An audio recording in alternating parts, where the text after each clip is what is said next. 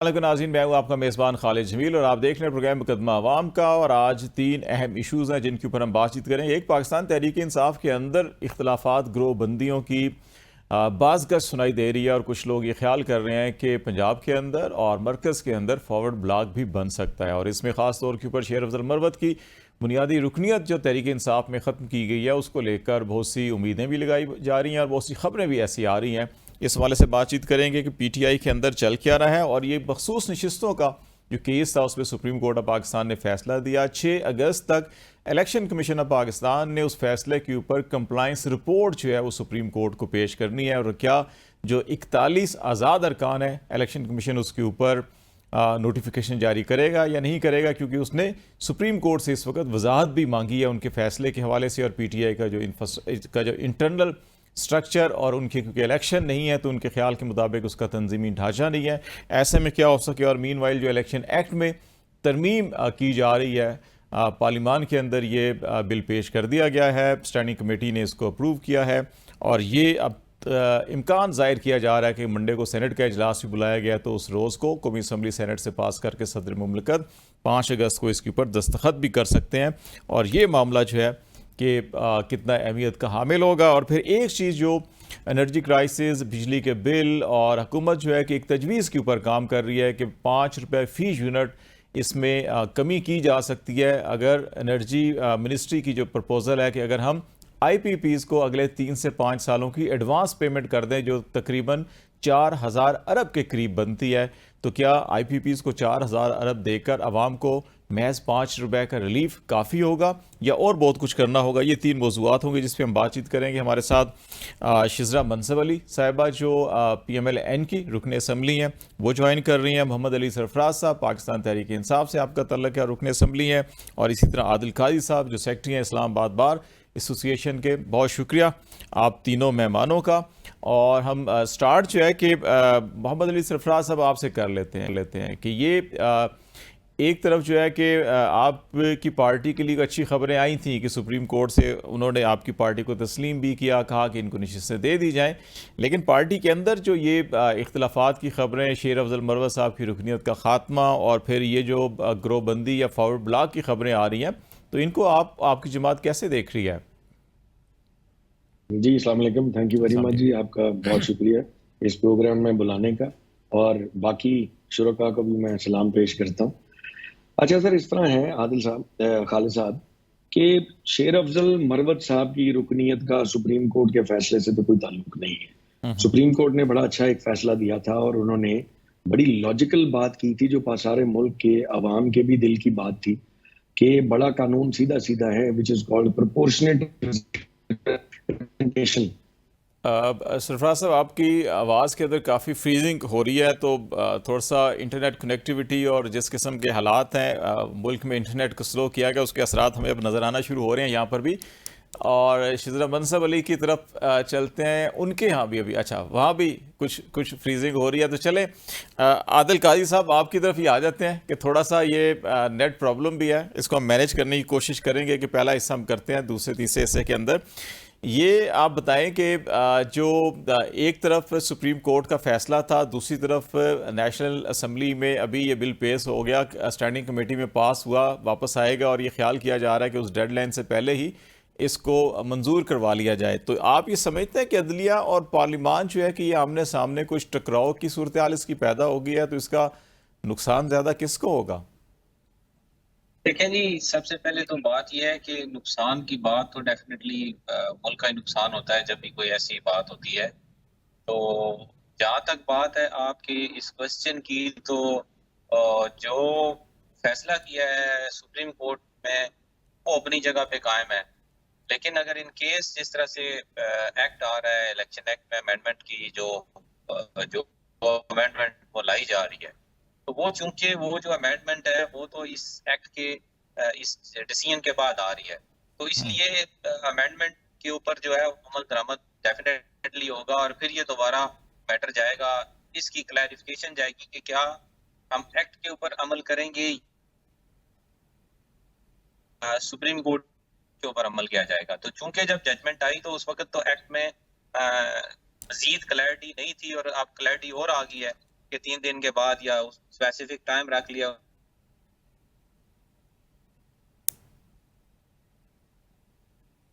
है कि बंदा दूसरी पार्टी ज्वाइन नहीं कर सकता, तो डेफिनेटली पीटीआई के लिए वो जो सीट्स का फरामी वाला इशू है उसमें ये रुकावट बनेगी। और दोबारा जब ये मैटर जाएगा तो डेफिनेटली जब तक लॉ जो है वो स्टक डाउन नहीं होता उस वक्त तक फिर उस कानून के ऊपर अमल दरामद होगा। जजमेंट जो है मेरे ख्याल में टू सम एक्सटेंट ये रिटेंडेंट होगी। आगे और जो दूसरी बात जी अफजल मरवत साहब वाली बात आप कर रहे थे, तो वो चूंकि हमारे दोस्त हैं, तो जितना मैं जो मेरा इस के साथ या और किसी सियासी पार्टी के साथ भी कोई रिलेशन नहीं है, मैं बार काउंसिल का वाइस चेयरमैन हूँ और इस्लामाबाद के लॉयर्स का रिप्रेजेंटेटिव हूँ। तो उस हवाले से शेर अफजल मरवत ने हमने खुद देखा है कि जितनी कुर्बानी इस सियासी सिस्टम के लिए और पीटीआई के लिए दी है, मेरा नहीं ख्याल है कि इनके दीगर जो लोग हैं उन्होंने दी हो, तो उसके साथ ये जो इन्होंने काम किया वो इंतहाई ज्यादती हुई है। और मैंने खुद उसकी कोई मेरे ख्याल केस मानते हैं तो मैंने उसकी फाइल की है, उसके ऊपर जो FIR हुई हैं और उसके अलावा तो ये सारा कुछ उसको तो सियासी इस पार्टी की वजह से उसको सारा नुकसान हुआ है। तो उसने अपनी जिंदगी भी दांव पे लगाई, सारा कुछ हो गया हमारा, मतलब मेरी उससे साथ जाती एफिलिएशन है, तो मैंने जो उसको देखा है वो ये देखा है।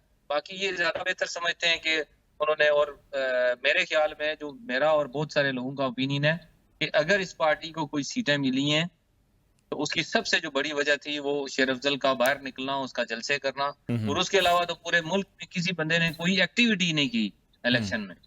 तो वो एक एक्टिव रोल बिल्कुल उनका रहा है।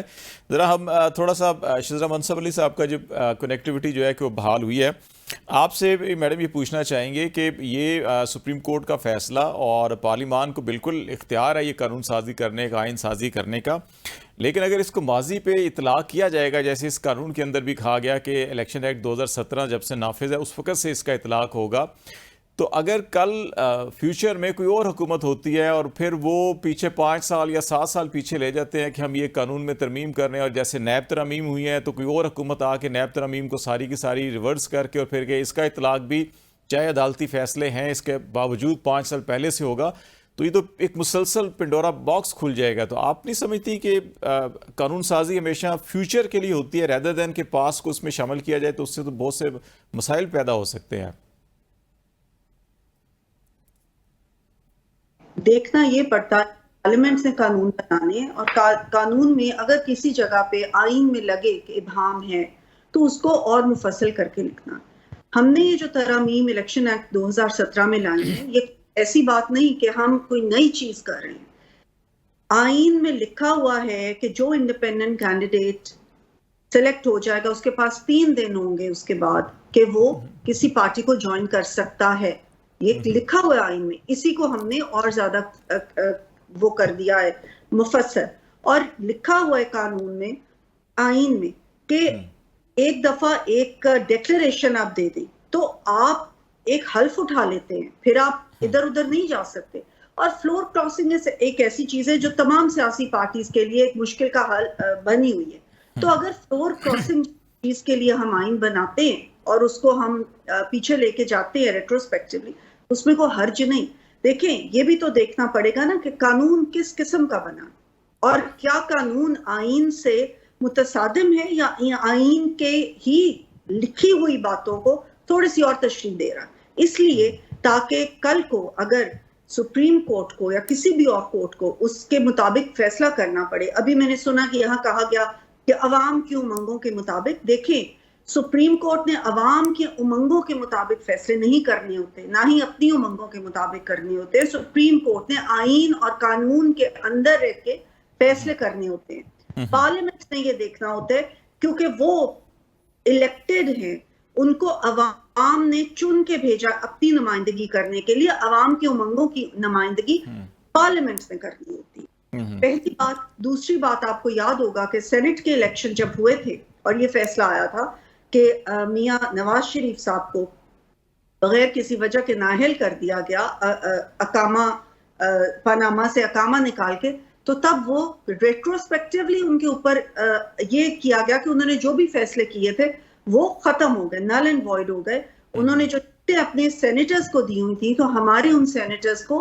आजाद हैसियत से इलेक्शन लड़ने पड़े, तो अगर तब रेट्रोस्पेक्टिवली हो सकता है एक ऐसी चीज जो कि होनी नहीं चाहिए थी, तो आज ये इसके ऊपर ये तो बताए ना कि क्या ये कानून सही नहीं, क्या ये अवाम के नुमाइंदों की अवाम की उमंगों की तर्जुमानी नहीं करे? क्या ये होना नहीं चाहिए कि एक टाइम फ्रेम हो जिसमें कि एक इंडिपेंडेंट कैंडिडेट के पास चॉइस हो कि वो एक पार्टी को ज्वाइन कर सकती है, और अगर उन्होंने एक पार्टी ज्वाइन कर ली तो फिर उनके पास फ्लो क्रॉसिंग की गुंजाइश ना रही? क्या ये अच्छे कानून नहीं है? क्या ये होने नहीं चाहिए? मेरे ख्याल में तमाम पार्टीज इस पे एग्री करेंगी कि ये कानून होने चाहिए। ये बिल्कुल आप ठीक कह रही हैं, वजह फरमा रही हैं। इसमें पीटीआई का मौक़िफ़ यकीनी तौर के ऊपर मोहम्मद अली सरफराज साहब की तरफ जाएंगे, वो भी इसके ऊपर अपना नुक्ता नज़र देंगे कि ये दो चीज़ें आपके पास आ रही हैं अली साहब। एक तो शेर अफजल बरवत के मामले के ऊपर आदिल काजी साहब भी जैसे कह रहे थे कि बड़ा एक्टिव रोल प्ले किया उन्होंने इलेक्शन कैंपेन में भी, और बड़ा मुतहरिक रखा पार्टी को।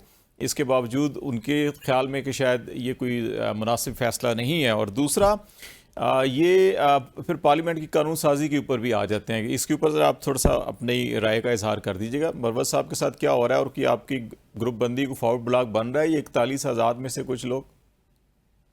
कल साहब मैं थोड़ा सा वापस जाना चाहूंगा, आई एम सॉरी, बीच में इंटरनेट कनेक्शन कट गया था।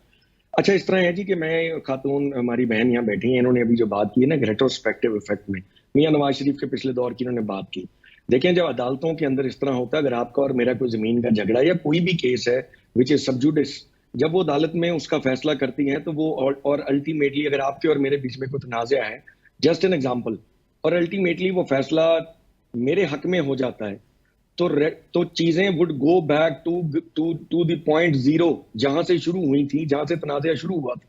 ये जो बात करें ना कि जिनके सेनेटर्स को जी रेट्रोस्पेक्टिव इफेक्ट में चेंज कर दिया गया, जब मियां नवाज शरीफ साहब का के खिलाफ वो फैसला हुआ था, तो उनके वो फैसला तनाज़ा जिस डेट से शुरू हुआ था, we had to go back to that same date, और उसके बाद उनके जितने एक्शंस थे वो नल एंड वॉइड हुए थे। ये बिल्कुल कानून के मुताबिक ही है, और इसमें अवाम की अमंगों का सवाल नहीं है। आज जो हम बात कर रहे हैं, ये कोई आप किसी केस की बात नहीं कर रहे कि जी रेट्रोस्पेक्टिव में आप पीछे चले गए और आपके हक में फैसला हो गया और चीजें सारी पॉइंट जीरो पे चली गई। वो फैसला है, सुप्रीम कोर्ट ने जब ये मखसूस नशिस्तों का फैसला किया, तो उन्होंने जब ये फैसला किया कि जब ये लोग असेंबली में जीत के इलेक्शन आए थे, उस वक्त इनको ये चॉइस नहीं, तो पीटीआई के लोग थे, सारे पाकिस्तान को पता था, अवाम की अमंगों की बात नहीं, किसको नहीं पता था। इन लोगों को सिंबल नहीं दिया गया, इनको असेंबली में आने के बाद आपने पीटीआई ज्वाइन करने की चॉइस ही नहीं दी, by saying that PTI is not a parliamentary party. So we hereby through this decision declare that PTI was a parliamentary party. PTI का सिंबल ना होना वो समथिंग एल्स, लेकिन पीटीआई के मेंबर्स को पीटीआई बतौर जमात एग्जिस्ट करती थी और इनको पीटीआई में जाना चाहिए था। और इसमें काफी झाड़पोंछ भी हुई इलेक्शन कमीशन की। और उस फैसले के बाद देखें, जब सुप्रीम कोर्ट ने एक सारी चीज को नल एंड वॉइड किया और उसके बाद उन्होंने समझा कि बहुत नाइंसाफी हुई थी, they should be given a fair chance कि ये जिस जमात से बिलोंग करते हैं उस जमात में जाएं, और ये चॉइस उनको उस वक्त नहीं दी गई थी। तो अब हम इनको अफ्रेश ये चॉइस दे रहे हैं। लिहाजा फलां 41 बंदे जो कि नेक्स्ट ईयर बी में हैं, वो 15 दिन का टाइम अगर सुप्रीम कोर्ट ने दिया तो this was a supreme court decision. आप बात करते हैं कि जी इन्होंने आइन को रीराइट कर दिया। देखिए, सुप्रीम कोर्ट ने ये एक एक्स्ट्रा ऑर्डिनरी सर्कमस्टांसेस है, बहुत सारी चीजें कानून में लिखी हुई थी जो फॉलो नहीं हुई थी। अब इस बात के ऊपर ये जो डोरा पीट रहे हैं जी, 15 दिन का चले, सुप्रीम कोर्ट 3 दिन का टाइम दे देती, तब भी इन लोगों ने पीटीआई में ही जाना था। वो 6 महीने का टाइम दे दें, तब भी उन्होंने पीटीआई में ही जाना है। सुप्रीम कोर्ट को अगर आप ये कहते हैं कि जी आपको इतने दिन का टाइम देना था, तो ये इशू हमारा इशू नहीं है। हमें हमारा राइट मिला है after a long time. We all belong to PTI and we all want to go back to our party. In the meanwhile ये जब असेंबली में बैठना था, उस वक्त ये कहते हैं कि जी आपने एक, और ये जो कानून से कर रहे हैं, रेट्रोस्पेक्टिव इफेक्ट से कभी हो ही नहीं सकती, इट इज एब्सोल्युटली इलीगल। ये चैलेंज भी होगी और इसका इनके हक में फैसला आ नहीं सकता। अदालतें इतनी नहीं सोई हुई कि इनको 2017 से कानून बना लें या 2005 से कानून बना लें और वो कानून आज हमारे ऊपर लागू हो जाए। एवरीवन नोज कि ये सारा विल का मसला है, ये बदनीयती पे मबनी है सारा कुछ। 2/3 अक्सरियत लेने के लिए पहले इनका दिल करता था हमारी सीटें मुफ्त खा जाए। अब सुप्रीम कोर्ट ने फैसला किया तो उस पर बार बार अभाम क्रिएट किए जा रहे हैं कि जी पार्टी का इलेक्शन नहीं हुआ, फलाना नहीं हुआ। यहाँ पे ऐसी थी, बाप पार्टी का इलेक्शन नहीं हुआ तो उनको तो इलेक्शन सिंबल भी दे दिया था। ये सारे कानून, सारी जमातें आपस में मिली भगत से लगी हुई हैं। इन चीजों का पीटीआई के लोगों के मेंटल जो उनकी सोच है उस चीज से कोई ताल्लुक नहीं। जिसने पीटीआई में जाना है उसने पीटीआई में ही जाना है। आपने मजबूर किया लोगों को, उस वक्त आपने उनको चॉइस ही नहीं। अगर कोई एफिडेविट दे दिया सुप्रीम कोर्ट के फैसले के बाद, उसकी कोई वैल्यू नहीं। We have been given a fresh chance, everyone should. और इलेक्शन कमीशन को इस बात की इंप्लीमेंटेशन कर देनी चाहिए थी। बार बार इलेक्शन कमीशन जो इस चीज में रोड़े अटका रहा है और असेंबली में जो कानून बनाए जा रहे हैं, सबको पता है कि सारी मिली भगत है, इसमें कोई डाउट नहीं। अच्छा, इसमें जरा आदिल काजी साहब से भी मैं एक जो ये माजी से इतलाक होता है किसी भी कानून साजी का कि कितना असर होता है और इसमें फ्यूचर में क्या नुकसानात होते हैं, मेरे ख्याल है कि एक छोटी सी हम ब्रेक ले लेते हैं। ब्रेक के बाद काई साहब इस पे आपसे मैं पॉइंट ऑफ व्यू लेता हूँ और फिर जो फॉरवर्ड ब्लॉक के इम्कानात हो सकते हैं, मुमकिन इम्कानात, तो किसी वक्त भी कुछ भी हो सकता है। कुछ लोग नाराज़ भी होते हैं जमात से अपनी, और एक ऐसी सतह के ऊपर जहाँ पे पहले से ही आज़ाद अरकान हो तो उनमें अगर कोई नाराज़गी का पहलू आ जाए तो उसका इम्कान कितना है, और उसकी वजह से असम्बली के अंदर क्या कोई नई सफ़बंदी या नई कोई तश्कील हो सकती है, नंबरिंग चेंज हो सकता है, उस पर हम बात करेंगे। ब्रेक के बाद हमारे साथ रहेगा।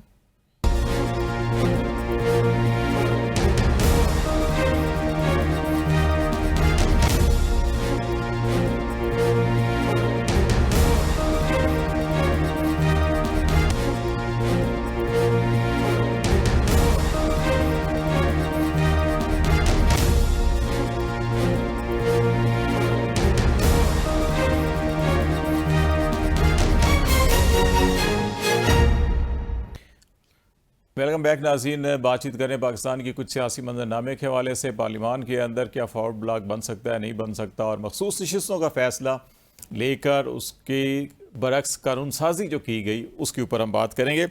आदिल काई साहब भी हमारे साथ हैं। काई साहब ये बताइएगा कि ये जो मामला है मखसूस नशिस्तों का, सुप्रीम कोर्ट का फैसला, अभी जो इख्तलाफी नोट था जस्टिस मंदोखेल साहब ने जो लिखा है उसके अंदर जस्टिस अमीनुद्दीन और जस्टिस नईम अख्तर अफगान शामिल थे, वो आज जारी हुआ है 29 सफ़ात का। और ये इसलिए किया गया कि अच्छा 15 दिन की डेडलाइन थी तो डिटेल जजमेंट आ जानी चाहिए ताकि जो नज़रसानी का हक़ है या इख्तियार है वो गैर मुअस्सर ना हो, ये उसके अंदर मेंशन भी किया गया। तो अभी ये बताएं कि दूसरी तरफ जो है पार्लियामान में कानून साजी भी हो रही है, और ये कानून साजी का मतलब है कि आप कह रहे हैं कि इलेक्शन एक्ट 2017 जब नाफिज हुआ था उस वक्त से लागू होगी, और इसमें कहा गया है कि कोई भी सुप्रीम कोर्ट, हाई कोर्ट का फैसला, कोई डिग्री, कोई भी चीज़ होगी उसके बावजूद ये नाफिजुल अमल होगा। तो आप समझते हैं कि इस तरीके से एक तो गैर मुअस्सर हो जाते हैं अदालती फैसले, और मुस्तकबिल में अगर ऐसा ही नैब कवानीन को लेकर या दीगर ऐसे कवानीन को लेकर जिनसे दीगर सियासी जमातें या आपका मुखालिफ कोई फ़ायदा उठा रहा है या अदालतों ने उसके हक़ में फ़ैसले दिए हैं, उस कानून को बदल के और कहा जाए कि अदालती फैसलों के बावजूद हम इसको जो है तरमीम कर रहे हैं और दोबारा से लागू करेंगे, तो इससे कितनी कॉम्प्लिकेशंस आ जाएंगी हमारे पूरे के पूरे सिस्टम के अंदर? डेफिनेटली ये कॉम्प्लिकेशन तो आएगी, लेकिन असल तो प्रॉब्लम ये है कि जो आपके डिसीजन होते हैं उनको भी तो देखना चाहिए कि जब आप कोई डिसीजन ऐसा करते हैं कि जिसका कोई लीगल वे आउट नहीं होता, तो डेफिनेटली पार्लियामेंट का तो काम है कानून बनाना। और जो प्रॉस्पेक्टिव फैक्ट और रिट्रोस्पेक्टिव फैक्ट है वो भी कानून का हिस्सा है कि कोई भी कानून पार्लियामेंट बनाती है तो उसको प्रॉस्पेक्टिव फैक्ट हो सकता है और रिट्रोस्पेक्टिव फैक्ट होता है। तो ये जो रिट्रोस्पेक्टिव फैक्ट है, अगर ये स्पेसिफिकली मेंशन होगा कि ये रिट्रोस्पेक्टिव फैक्ट होगा इलेक्शन एक्ट के अमेंडमेंट का, तो डेफिनेटली ये तो उस दिन से होगा जिस दिन से ये एक्ट बना हुआ है।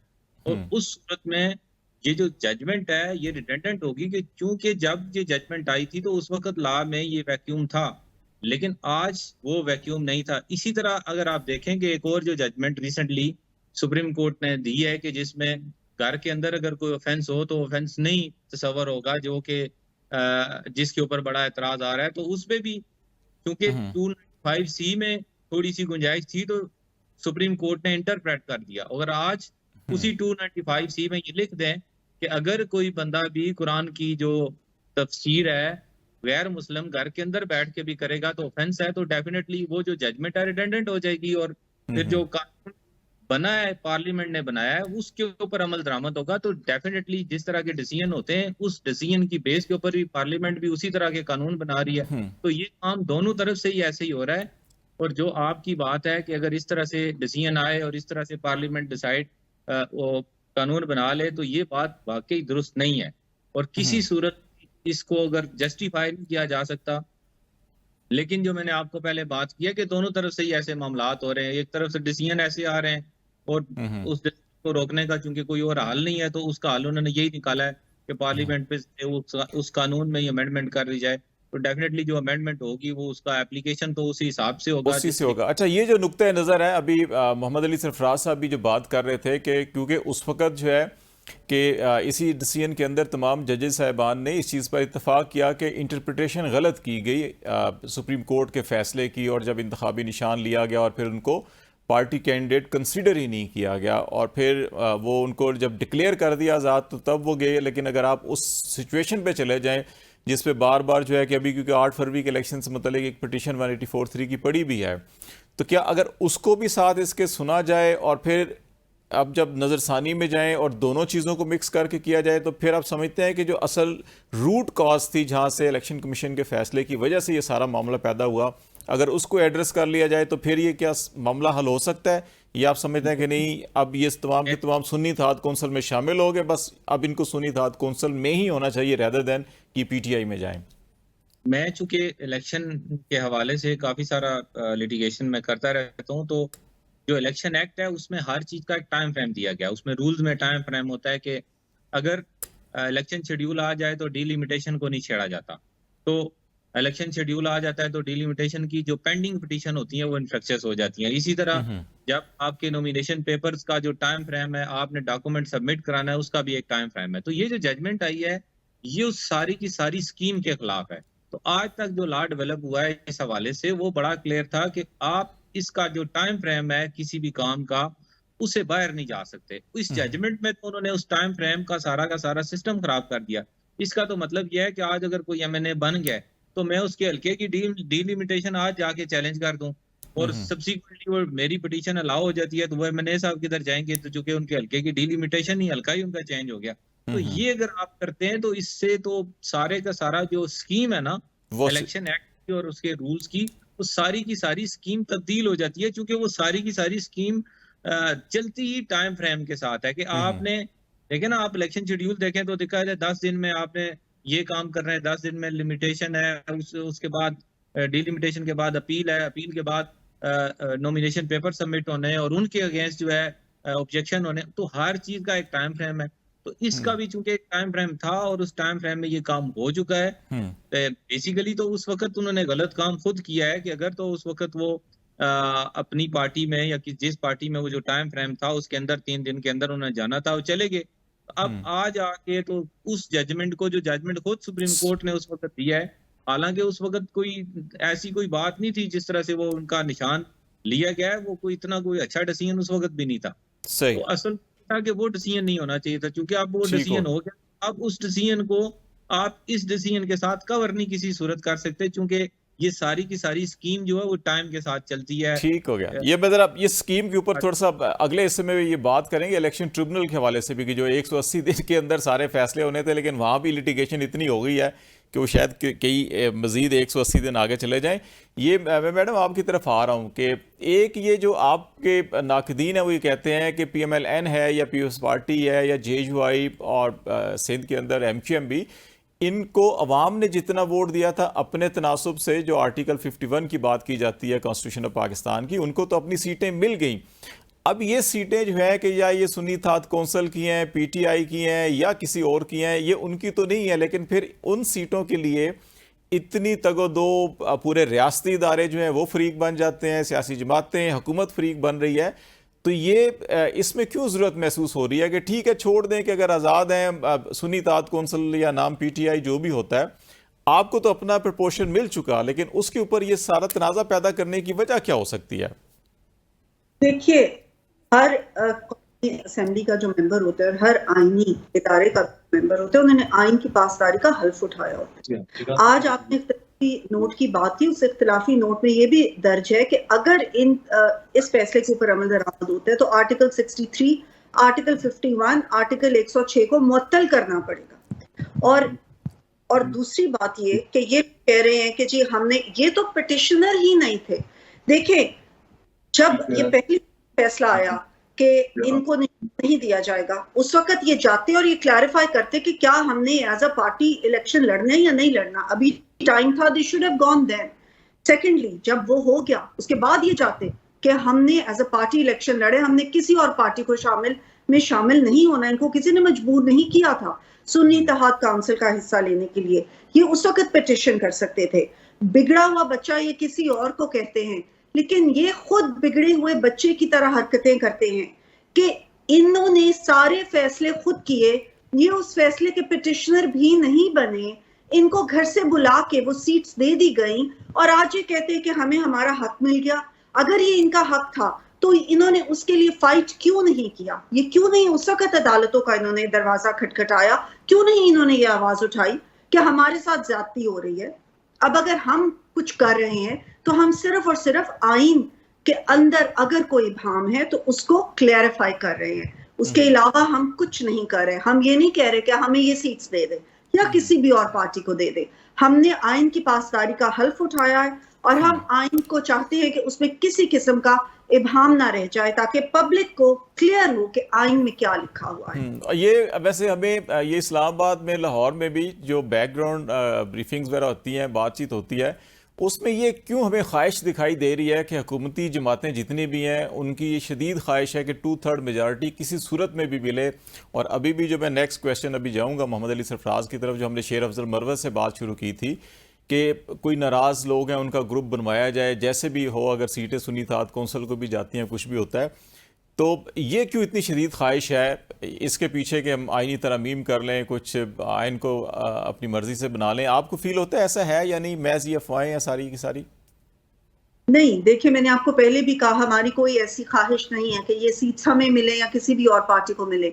और 2/3 मेजॉरिटी होना किसी भी हुकूमत की ख्वाहिश होती है। ये नहीं है कि कोई भी पार्टी अगर आएगी तो उसकी पहली ख्वाहिश यही होगी कि 2/3 मेजॉरिटी हो, उसकी फिर ख्वाहिश होगी कि उसके पास मेजॉरिटी हो। कोalition फॉर्म ऑफ गवर्नमेंट बनाना सबसे मुश्किल गवर्नमेंट होता है, उसको चलाना सबसे मुश्किल होता है। इसमें मैं नहीं कह रही कि ऐसा नहीं होता, लेकिन इस केस में बिल्कुल ऐसी चीज नहीं है कि हम कहें कि जी सीट्स हमें मिल जाए या सीट्स का कोई है, ये बिल्कुल अफवाहें हैं।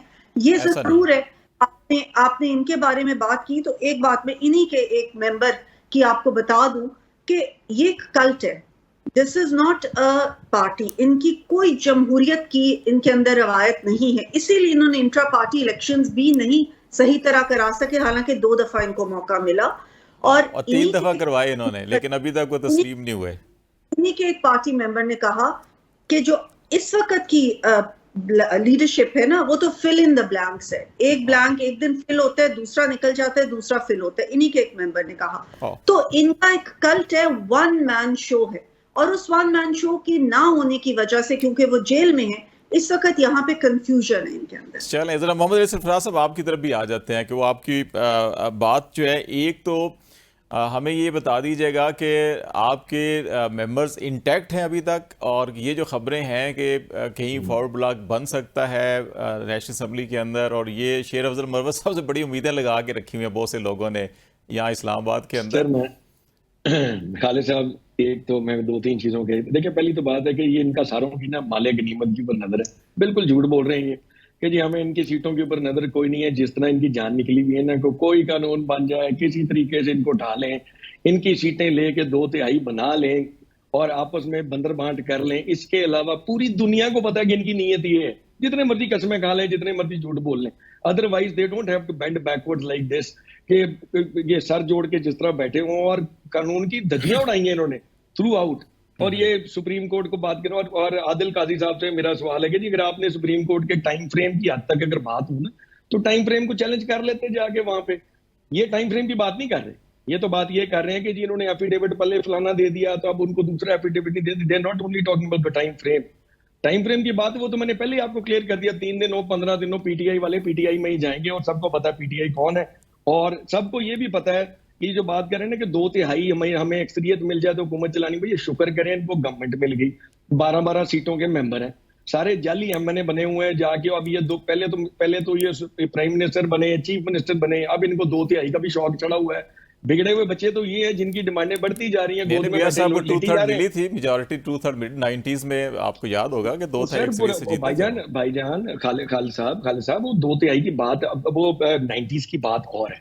अब ये इमरान खान अगर एक सिंगल आदमी, पाकिस्तान का पॉपुलर तरीन आदमी है, वो वन मैन शो कह रहे हैं तो ठीक है ना, वो एक बंदा इन सारे 2 करोड़ इकट्ठे कर लो, चूं चूं का मरबा सारों से भारा है, अब उसको आप कल्ट का नाम देते। वन मैन शो तो बिल्कुल है भाई, दुनिया सारी एक आदमी के पीछे है, उसकी सच्चाई को मानती है, उसको फॉलो करती है, अवाम पाकिस्तान की दुआ भी उसके साथ है, उनकी मोहब्बत भी उसके साथ है, उन्होंने वोट भी उसी को दिया है। हम जितने एमएनए बैठे हैं, हम उसी एक बंदे के तोफैल एमएनए बने, हमें तो वोट अपनी अच्छा, आप समझते हैं कि आपके मेंबर्स दोबारा किसी सिंध हाउस या पंजाब हाउस में नहीं जाएंगे? तो ये कल्ट, सर मेरी गुजारिश थोड़ी सी सुन लेना, अगर इनको ये कल्ट लगता है तो ये इनकी अपनी हो सकती है कोई सोच, हमें तो कल्ट नहीं लगता, हमें तो सिंपल पता है कि एक आदमी है जिसके पीछे पूरा पाकिस्तान है, और ये सारी जमातें रिजेक्टेड हैं, और ये अपने अपने हलकों से सीटें हारे हुए हैं, और ये असेंबली में बैठ के पता नहीं किस दिल से ये असेंबली में आते हैं। I don't know how do they face their people in their constituency.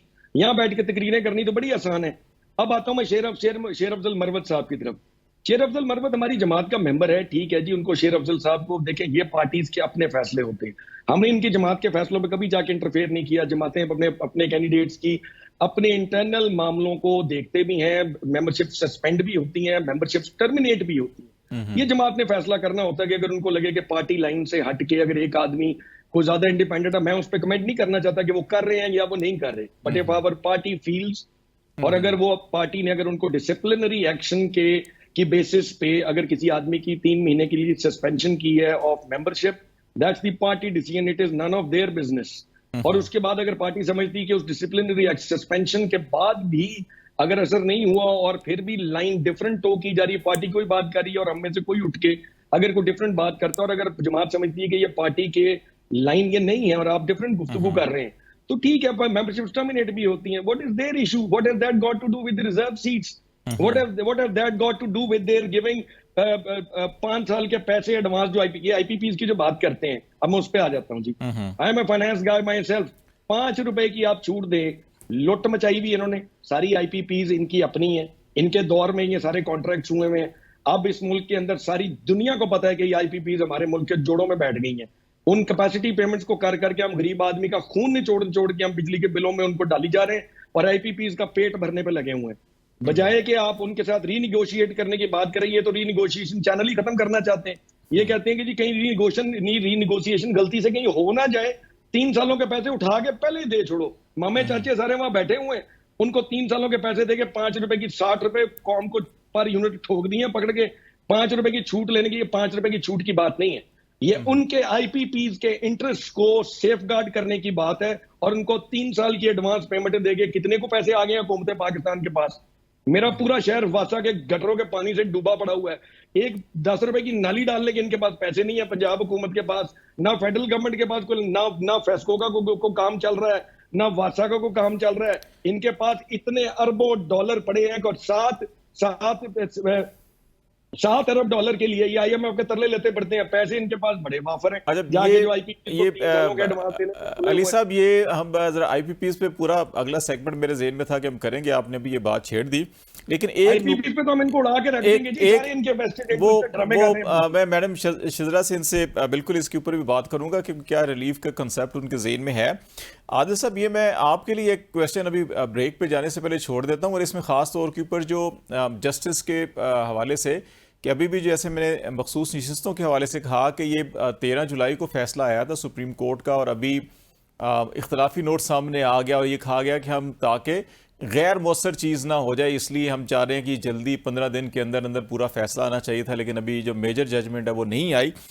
दूसरी तरफ जो है नैब तरमीम का केस जो है 6 जून को हियरिंग कंप्लीट हो चुकी है उसकी, और अभी आप 2 महीने गुजर चुके हैं, उसकी जजमेंट नहीं आ रही, और उस जजमेंट का इफेक्ट जो है शायद किसी दूसरे फरीक को मिल सकता हो। नैब केसेस इस वक्त आपको सामने सारे चल रहे हैं, number 1। Number 2, Islamabad high court के 6 जजेस ने ख़त लिखा था कि जनाब ये इंटरफेरेंस हो रही है इंटेलिजेंस एजेंसीज़ की और एग्जेक्टिव की, और इसकी एक हेयरिंग अप्रैल में हुई और एक इसकी हेयरिंग मई के फर्स्ट वीक में हुई, और अभी 3 माह गुजर चुके हैं, उसकी दोबारा हेयरिंग ही नहीं हो रही है। तो जो जुडिशरी को एग्जेक्टिव या इंटेलिजेंस के प्रेशर से निकालना चाहिए, उस पर भी बिल्कुल खामोशी। तो ये जो मामलात हैं, इस पर ज़रा आपसे हम थोड़ा सा इनपुट लेना चाहेंगे। ब्रेक के बाद नाज़रीन हमारे साथ रहिएगा।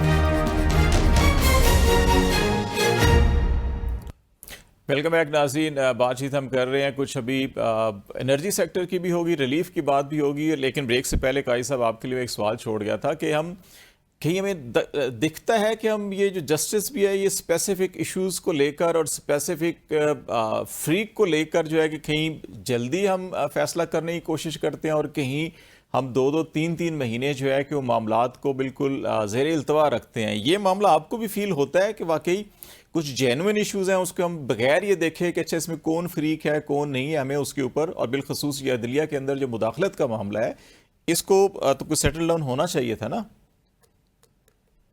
ये देखेंगी बात, सबसे जो पहला आपका क्वेश्चन है वो बिल्कुल वैलिड है कि जो फैसले हैं टाइम फ्रेम उनका पार्टीज को देख के और इस तरह, तो ये बात तो बिल्कुल दुरुस्त है। और ये बात जो है हम रिसेंटली हमारी पूरी बार काउंसिल की जो हमने मीटिंग की है चीफ जस्टिस साहब के साथ, ये कंसर्न हमने खुद उनके साथ इसका इजहार किया है। और ये जो नए जजेस की अपॉइंटमेंट थी ये भी बेसिकली इसी का एक रीजन थी ताकि जज ज्यादा हों और केसेस टाइम से लगें और सब टाइम से डिसीजन लें। तो इसमें एक जो बात है कि जिसका जो लीगल फ्रेमवर्क में हमारे पूरे जुडिशल सिस्टम में कि जब एक जज है तो उसका कोई चीफ जस्टिस के पास कोई इख्तियार नहीं है कि किसी जज को कहे कि आप फैसला अभी करो, देर से जल्दी करो। तो उस सिस्टम में और फैसला ना करना और काम ना करना किसी तरह से मिसकंडक्ट के उसमें नहीं आता। यस। अच्छा, वैसे काई साहब एक चीज मेरे ज़हन में कभी कभी आती है कि ये जो रिजर्व जजमेंट्स होती हैं इसमें कोई रूल्स ऑफ बिजनेस नहीं बनाए जा सकते कि अच्छा जी के इतने दिन, इतने हफ्ते या इतने महीने इससे ज़्यादा नहीं होना चाहिए ताकि तमाम जजेस को मालूम हो कि हमें इतने दिन या हफ्तों के अंदर अंदर फैसला ज़रूर देना है, कि इससे मुख्तलिफ इसके फ़वाइद भी होते हैं, नुकसान भी बेशुमार होते हैं। ऐसी बात नहीं है।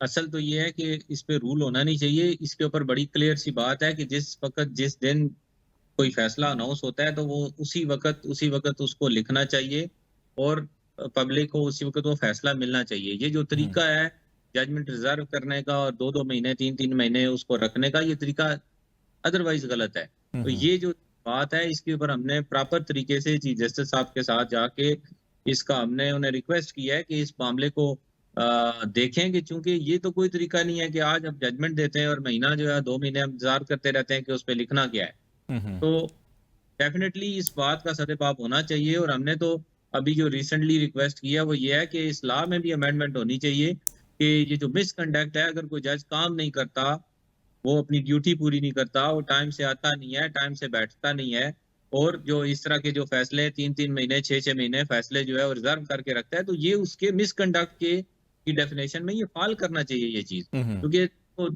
आप तो देखें ना, आज आपने फैसला किया है तो आपने तो सारा केस पढ़ के फैसला किया है, तो लिखने में कितनी देर लगती है कि अगर आप वो कहें कि फैसला आपने कर दिया और अनाउंस कर दिया कि ये इसका ये डिसीजन है। अगर तो अनाउंस ही ना हो कि हमने डिसीजन क्या करना है तो वो बात डिफरेंट है, फिर आप उस सोच सकते हैं। और उसके अंदर भी विद इन टाइम होना चाहिए कि 5 दिन हो जाए, 4 दिन हो जाए, 6 दिन हो जाए। ये तो नहीं है कि आप साल 6 महीने जो है वो इसको सोचते रहे फैसले के ऊपर, तो ये कोई तरीका नहीं है। ये तो रिसेंटली ये चीजें डेवलप हुई हैं। पहले अगर आप देखें पुराने वक्त जब हमने लॉ प्रैक्टिस स्टार्ट की तो उस वक्त इस तरह का कोई मामला था नहीं। उस वक्त बिल्कुल जजमेंट जो थी वो सेम डे आती थी। और ये तो तरीका बिल्कुल गलत है कि जजमेंट जो है वो आप 3 महीने बाद दें, 2 महीने बाद दें। इसकी कोई गुंजाइश लॉ में है ही नहीं है, इसके लिए रूल या किसी चीज की जरूरत नहीं है। और बार और कोर्ट को इसमें डेफिनेटली एक दूसरे के दस्तबाजू बनना चाहिए और इसको ताकि आवाम को इंसाफ भी मिले, बर वक्त मिले। मैडम शिजरा, आपकी तरफ मैं आता हूँ। कुछ पॉइंट्स उठाए थे मोहम्मद अली सरफराज साहब ने। अभी एक तजवीज़ ये ज़ेर गौर है, आज ही एनर्जी मिनिस्ट्री और आपकी फाइनेंस मिनिस्ट्री के अंदर इंटरेक्शन हुआ, कुछ एक्सचेंज हुआ कि अच्छा जी कि हम अगर 3 से 5 साल IPPs को एडवांस पेमेंट कर दें जो तकरीबन 4000 अरब रुपया बनती है, कि अगर ये हम कर दें तो हम इसमें आवाम को एक तो 5 रुपये फ़ी यूनिट रिलीफ दे सकते हैं और दूसरा जो हमारा सर्कुलर डेट है उसका बर्डन जो है वो भी कम हो जाएगा और हमें थोड़ा सा रिलीफ मिलेगा। तो आप समझती हैं कि फिजिबल है ये प्रपोजल, नंबर 1? और नंबर 2 जो है कि क्या वो IPPs जो गवर्नमेंट सेक्टर की है, 22 कंपनियां गवर्नमेंट की अपनी हैं, 21 पावर प्लांट जो हैं वो वापडा के हैं और 6 जेनकोस के हैं, क्या उनको भी इसी तरह से एडवांस पेमेंट जानी चाहिए? सरकार अपनी चीज़ें अगर मुआहदे से विड्रा करेगी, वहाँ तो शायद ना तो हमें किसी इंटरनेशनल कोर्ट का डर है, ना ही हमें कोई एक्स्ट्रा पेमेंट्स या जुर्मानों का डर है, तो वहाँ भी तो हम एटलीस्ट आवाम को कुछ रिलीफ दे सकते हैं। उस तरफ क्यों नहीं सोचते हम? जी, एक तो मैं आपको ये कहना चाहूंगी कि इन्होंने जो बैठे हुए पीटीआई के मेरे भाई हैं, इन्होंने किस किस्म की लैंग्वेज आप देखें यूज की। झूठ बोलते हैं ये वो। मैं इनको ब्लेम नहीं करती, इनको सिखाया जाता है कि आप इस किस्म की इल्जाम तराशी करें, इस किस्म की आप लैंग्वेज बोलें, जिसको अवॉइड करना चाहिए। और इन्होंने खुद मान लिया कि हमारा वन मैन शो है, यानी कि ये इतराफ कर रहे हैं कि इनकी पार्टी जो है वो जमहूरियत में यकीन नहीं रखती। अंदरूनी जमहूरियत में जो पार्टी यकीन नहीं रखती, वो पाकिस्तान में जमहूरियत किस तरह लाएगी, वो पाकिस्तान की जमहूरियत को किस तरह मुस्तहकम करेगी। और यही वजह है कि ये कहते हैं कि हमने किसी सियासी जमात से बैठ के बात नहीं करनी। जब हमने ये ऑफर दिया कि हमसे बात करें, तो अवाम की खातिर दिया कि अवाम को जिस मुश्किलात में फंसा के ये गए हैं, उसमें से निकालने के लिए कोई ना कोई रास्ते निकाले जाएं।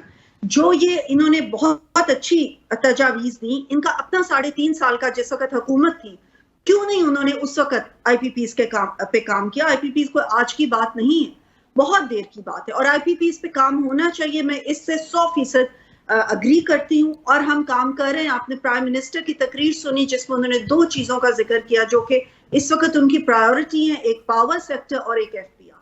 और उन्होंने कहा कि इन 2 महकमों पे जब तक कि हम कंट्रोल नहीं करेंगे, पाकिस्तान एक बेहतरी की तरफ नहीं जा सकता। इसके ऊपर काम हो रहा है, इसके ऊपर टेक्निकली हर चीज किस्म का काम हो रहा है। अब देखने में या सुनने में जो चीजें आती हैं, हो सकता है कि वो उतनी उस तरह से टेक्निकली पॉसिबल ना हो। और जो आप कह रहे हैं कि हमने सॉवरेन गारंटी जो दी हुई है, कई हमारे मुल्क के अंदर भी ऐसी चीजें जिन्होंने बैरूनी मुल्क कंसोर्शियम्स के साथ शायद मुआहदे की हो या इस तरह की चीजें हो। लेकिन गवर्नमेंट की अपनी कंपनीज में तो कंसोर्शियम या इंटरनेशनल नहीं होगा ना। ठीक है, लोकल और फॉरेन इन्वेस्टमेंट हमें समझ में आता है कि आईपीपी जो है। ठीक कह रहे हैं, मैं आपसे इस चीज में एग्री करती हूँ कि जो हमारी अपनी कंपनीज है, अगर कोई ऐसी चीज है जिसपे कि हमें सॉवरेन गारंटी पे ना करना पड़े, बिल्कुल बीइंग पाकिस्तानीज उन लोगों को इस वक्त अगर कुर्बानी भी देनी पड़े तो देनी चाहिए, और उनको नुकसान भी उठाना पड़े तो उठाना चाहिए, क्योंकि अवाम इस वक्त मुतहम्मिल नहीं है इन बिजली के बिलों के, इन बिजली की। अच्छा, दूसरा ये जो तजवीज़ है, आप समझते हैं कि ये काबिल अमल या एक मुनासिब तहजीब है कि पाकिस्तान की जो मैशत की हालत है इस वक्त, उसमें कि आप 4000 अरब जो अगले 3 से 5 साल की पेमेंट कर देंगे। अच्छा, वो पैदावार होती है नहीं होती है, लेकिन हम उनको 3 से 5 साल अगले फ्यूचर के भी कर दें इन हालात के अंदर। तजवीज के पीछे क्या थॉट है या क्या, मुझे उसका नहीं पता। लेकिन आप ये देखें कि प्राइम मिनिस्टर और उनकी कैबिनेट, अभी हमने 500 बिलियन जो है वो इसकी सब्सिडी के लिए दिया, एनर्जी सेक्टर के लिए। 11.1% महंगाई, पिछले 3 साल की सबसे कम सतह पे महंगाई लाने की कोशिश करें। एफबीआर को डिजिटलाइज करने की कोशिश करें ताकि लोगों की हरासमेंट और इस तरह की चीजें बंद हो, टैक्स नेट में इजाफा हो। और अभी ये भी प्राइम मिनिस्टर ने कहा है कि जो तनख्वाहदार तबका जो 1 लाख तक की तनख्वाह है, उसके लिए 40 बिलियन रुपए की सब्सिडी दी जाए ताकि उनके ऊपर टैक्स कम हो।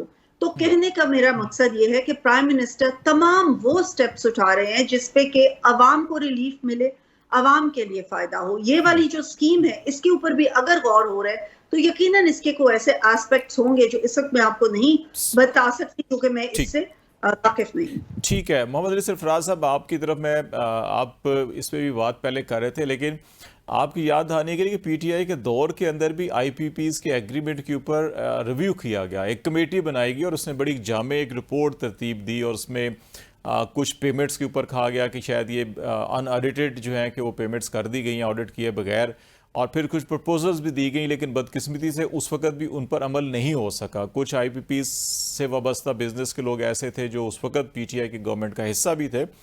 तो आप नहीं समझते कि हुकूमतों को रैदर दैन के बड़े बड़े बिजनेस टाइकून जो बेनिफिट उठा रहे होते हैं आवाम के कीमत के ऊपर, कि उनको सपोर्ट करने की बजाय बिजनेस को ज़रूर सपोर्ट करें, लेकिन ये भी देखें कि मुल्क के ऊपर, ख़जाने के ऊपर कितना बोझ बनता है, आवाम के ऊपर कितना बोझ बनता है, कि उसको भी तो कुछ ना कुछ देखना चाहिए ना।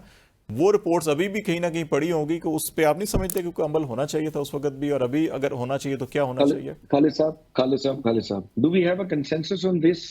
Do we all have a consensus on this कि IPPs पाकिस्तान का खून निचोड़ रहे हैं। I think we have that consensus. मेरी बहन ने अभी कहा कि जी मैंने कोई जुबान गलत है, अगर इनको ऐसा लगा तो मैं माजरत चाहता हूँ, मेरा मकसद बिल्कुल इनकी दिल आजारी नहीं था। She used the word cult for the Pakistan only national political party. ज्यादती इन्होंने की थी, जिसके बाद मैंने इनको कहा कि मोहतरमा आपकी शायद नीयत बहुत अच्छी होगी, बट जनरली एक परसेप्शन है, जब आप पढ़ते हैं ना मार्केटिंग, उसमें कहते हैं perceptions are stronger than realities. नहीं, लेकिन वैसे अली साहब ये मेरी एक जाती राय है कि पाकिस्तान की सियासत में देखें, अगर नवाज शरीफ साहब का नाम निकाल दें तो मुस्लिम लीग नून जो है कि वो ना होने के बराबर रह जाती है। पीपुल्स पार्टी में भुट्टो साहब का नाम निकालें, इसी तरह पीटीआई में से इमरान खान का नाम निकालें तो पीटीआई भी जीरो हो जाती है। पाकिस्तान का कल्चर ही कुछ ऐसा है। खालिद साहब इनमें इतनी इखलाकी जरूरत नहीं है कि ये बात को एडमिट करें। इन्होंने कहा कि मैंने शायद एडमिट कर लिया कि हमारी पार्टी जमहूरियत में बिलीव नहीं करती। मैंने ये नहीं कहा था कि PTI is a one man show. I said one man stole the show as far as the country is concerned. एक आदमी के पीछे पूरा पाकिस्तान है। दोनों बातें ये जरा इस पे आ जाए, जो जरा अवाम के भले की बात है कि आप क्या समझते हैं कि क्राइसिस में अवाम के भी इंटरेस्ट को देखा जाए, कौम के भी, मुल्क के भी। सर मेरी गुजारिश आपने बड़ी अच्छी प्रपोजल दी। आपने जो बात की बिल्कुल ठीक कही है। आपकी हुकूमत पाकिस्तान के इदारों की जो इन्वेस्टमेंट है आईपीपीज के अंदर, अगर मैडम शिजरा मनसब से मेरी रिक्वेस्ट होगी कि ये इस वक्त गवर्नमेंट में है, इनकी जमात में बड़ी जमहूरियत की बात होती है, कंसेंसस इस बात पे अक्रॉस द बोर्ड वैसे डेवलप हो चुका है कि आईपीपीज को we need to sort this matter out. She should present a bill in the national assembly जिसमें ये बात करें। इनकी तरफ से आए, मैं देखता हूं इनकी जमात में कितनी कुछ जमहूरियत है जिसका ये बड़ा क्लेम कर रही है। ये प्लीज वहां पे असेंबली में बात करें, हम खड़े होकर इनको सपोर्ट करेंगे कि ये जो स्टेट ओन्ड एंटरप्राइजेस आईपीपीज, जितनी आईपीपीज इनकी हैं, इनके कॉन्ट्रैक्ट्स को रीनिगोशिएट किया जाए। या अगर पाकिस्तान में अब इन कॉन्ट्रैक्ट इनका 2-2 साल का पे बैक पीरियड था, जितनी इनकी इन्वेस्टमेंट थी 2-2 ढाई सालों में ये सारे पैसे पूरे कर चुके हैं। और अब इस मुल्क पर रहम किया जाए, इनसे शुरू किया जाए, इनके कॉन्ट्रैक्ट्स को नल एंड वॉइड कर दिया जाए। बिकॉज आपके मुल्क के अंदर production capacity is about 44,000 megawatts और आपके 1000 मेगावाट्स, आपकी डिमांड सारी 18 से 20-22 हजार मेगावाट है। आपने एक anticipated growth in the economy के सर पे इस किस्म के कॉन्ट्रैक्ट्स किए थे।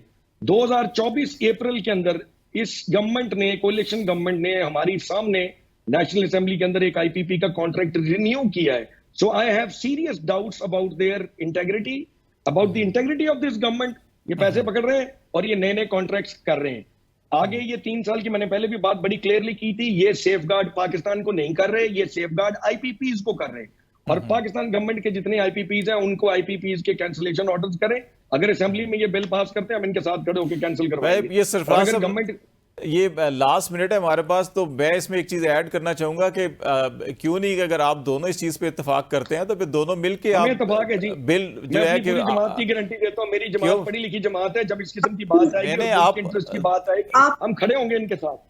जी मैडम शिजरा, आप अपने उसमें आपने क्यों नहीं किया? इस बात का आपने जवाब नहीं दिया। तब तो आपकी हुकूमत थी ना 3.5 साल, तब क्यों नहीं किया? अगर उस वक्त नहीं, देखें जी बात पता है क्या, कई दफा आई एग्री विद यू, अगर उस वक्त भी इस बारे में बातचीत हुई थी, समहाउ हमारी गवर्नमेंट बिफोर टाइम चली गई। आई थिंक जब ये बात शुरू हुई थी तो उसका पर्पस यही था कि इसको मंतकी अंजाम तक पहुंचाया जाए। बीच में एक शब खून मारा गया जिसके नतीजे में आपकी जमातें आके हुकूमत में बैठ गई हैं। We should have been given a fair chance। अच्छा, ये टाइम भी हमारा खत्म हो रहा है। वैसे उस दौर में एक चीज हुई थी मोहम्मद अली सरफराज साहब, उसमें एक चीज हुई थी कि उस वक्त डॉलर रेट को कैप कर दिया गया था, वरना शायद ये अब आज दुगनी कीमत होती।